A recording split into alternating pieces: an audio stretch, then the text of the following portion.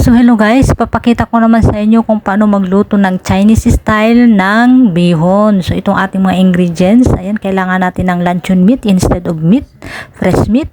Ayan, sibuyas, bawang, carrots, meron tayong bihon dyan. Binabad ko muna ng mga ilang minuto para lumambot. Ayan, cabbage, meron din akong kaunting sitaw or French beans. So ayan guys, igigisa lang natin muna yung ating luncheon meat hanggang sa mag-brown siya. Inilagay ko na rin yung bawang dito sa kabila, sa gilid, at saka sibuyas para isang gisaan na lang. Ayan guys, gigisa-gisa lang natin siya hanggang sa mag-aroma o lalabas yung amoy ng ating sibuyas at bawang. And then nilagay ko na rin yung aking kaunting carrots. Gigisa-gisa lang natin yan guys, at ang ating sitaw o string beans.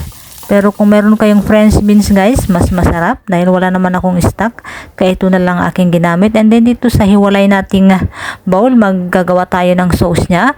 Ayan, oyster sauce, soya sauce, paghalu-haluin lamang yan guys. Naglagay din ako ng pamintang durog, ayan, at kaunting chicken powder. Optional lamang ito guys, pwede kayong maglagay kung meron tayong magic sarap. And then maglalagay na tayo ng normal water. Ayan, ipaghalu-haluin lamang natin guys, and then isa-side aside na natin. Ayan, ganyan lamang kadali guys. Huwag natin idiretsang ilagay yung ating mga pampalasa dito sa ating lulutuin. Ayan, kapag okay na guys, inilagay ko na rin yung aking kaunting cabbage.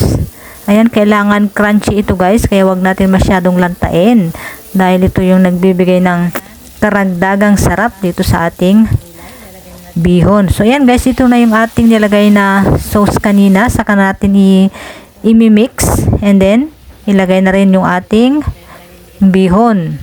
Marami kasing iba't ibang klase ng bihon guys. Itong aking bihon ay yung maninipis lamang, mabilis lamang itong iluto, kaya wag masyadong ibabad ng matagal. Ayan guys, naluluto lamang ito mga 2 minutes. So ito na, okay na yung aking bihon Chinese style. Thank you guys.